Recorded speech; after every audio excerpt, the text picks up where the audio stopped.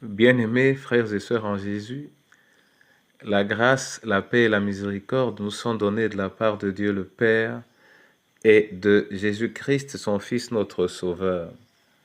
Amen.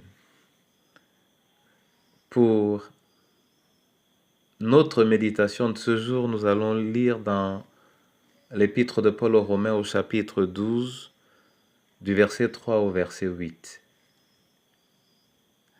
Avant la lecture, nous chantons « Miséricorde insondable ». Dans Chant de victoire, c'est le 131. Miséricorde insondable, Dieu peut-il tout pardonner? Ah, soudre un si grand coupable, et mes péchés oubliés.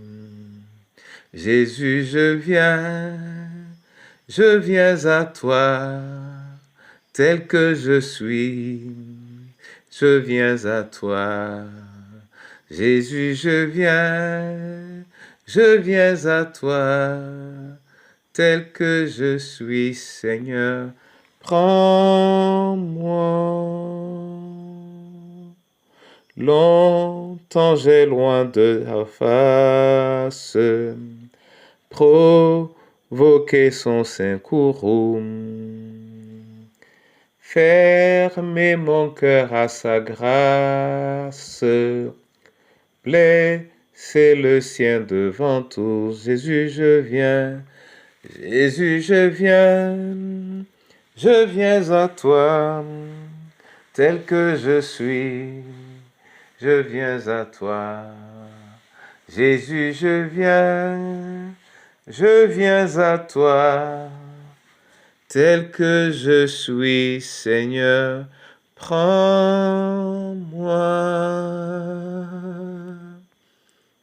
Amen. Romains 12, 3 à 8. Là, il est écrit: par la grâce qui m'a été donnée, je dis à chacun de vous de ne pas avoir une trop haute opinion de lui-même, mais de garder des sentiments modestes, chacun selon la mesure de foi que Dieu lui a donnée. En effet, de même que nous avons plusieurs membres dans un seul corps et que tous les membres n'ont pas la même fonction, de même, nous qui sommes plusieurs, nous formons un seul corps en Christ et nous sommes tous membres les uns des autres, chacun pour sa part. Nous avons des dons différents selon la grâce qui nous a été accordée. Si quelqu'un a le don de prophétie, qu'il l'exerce en accord avec la foi. Si un autre est appelé à servir, qu'il se consacre à son service. Que celui qui enseigne se donne à son enseignement, et celui qui a le don d'encourager à l'encouragement, que celui qui donne le fasse avec générosité, celui qui préside avec zèle, et que celui qui exerce la bienveillance le fasse avec joie. Amen. Bien-aimés frères et sœurs dans le Seigneur, l'apôtre Paul, qui a permis, à travers cette épître d'ailleurs, que Martin Luther redécouvre véritablement le prix que lui, le croyant, doit payer, si prix il y a, afin de pouvoir hériter le royaume. Dans la portion de texte que nous avons lu, il apparaît que le Seigneur veut encourager les fidèles à être un même corps avec plusieurs membres.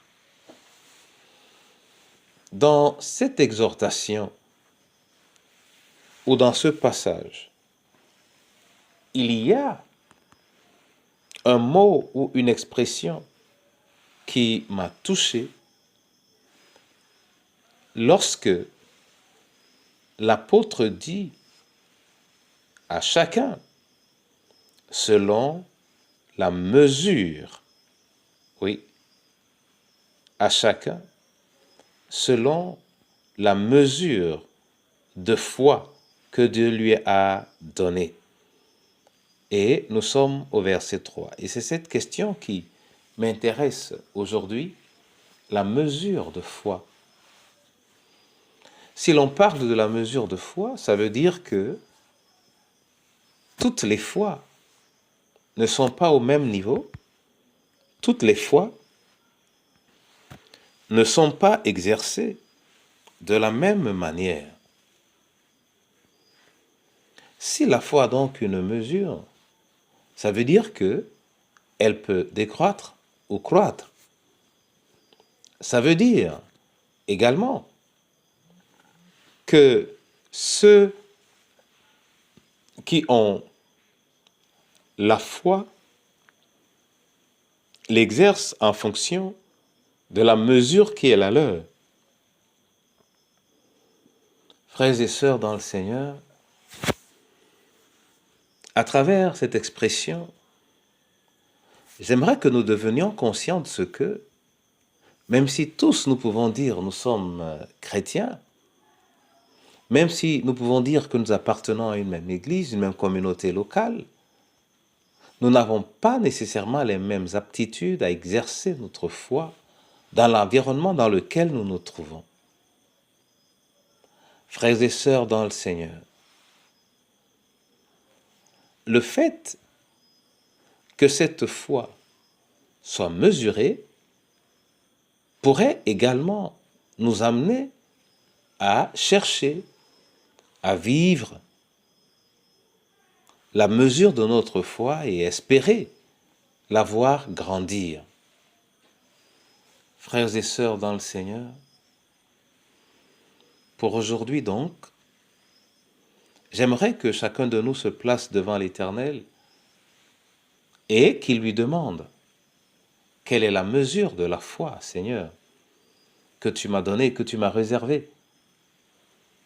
Ce qui ne veut pas dire que, devenu grand, cette foi ne puisse connaître des variations aussi étonnantes qu'inattendues. Bien-aimé en Jésus, la quantité de foi que tu as, la quantité de foi que chacun de nous a. Et si nous gardons à l'esprit que la foi, c'est le saisissement des choses qu'on espère, alors nous pouvons comprendre de l'autre côté qu'il est intéressant que l'homme redécouvre sa foi et qu'il vive à travers elle.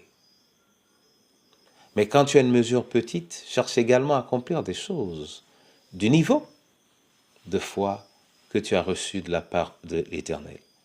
Mais chaque fois qu'à travers le Saint-Esprit, tu reçois la foi, il faut savoir que le Seigneur t'envoie en mission. Mon frère, ma sœur, prions le Seigneur. Amen. Mon Père, je veux te bénir et te rendre grâce pour cette parole. Je veux prier le Seigneur afin qu'il nous aide à la saisir et en faire bon usage. Donne-nous, Seigneur, d'apprécier la mesure de notre foi et de venir à tes côtés afin de pouvoir vivre notre foi. Éternel Dieu, de ton regard favorable, regarde les malades, les prisonniers, les veuves et les orphelins, et manifeste ta gloire dans leur vie. Je veux te prier, Seigneur, pour ceux qui, d'une manière ou d'une autre, ont une responsabilité dans leur famille ou dans l'Église, afin que toi-même tu les assistes, tu renouvelles en eux la force, ta force, et que tu leur permettes, Seigneur, de communier à la joie de ta présence. C'est dans le précieux nom de Jésus-Christ que je t'ai prié. Amen.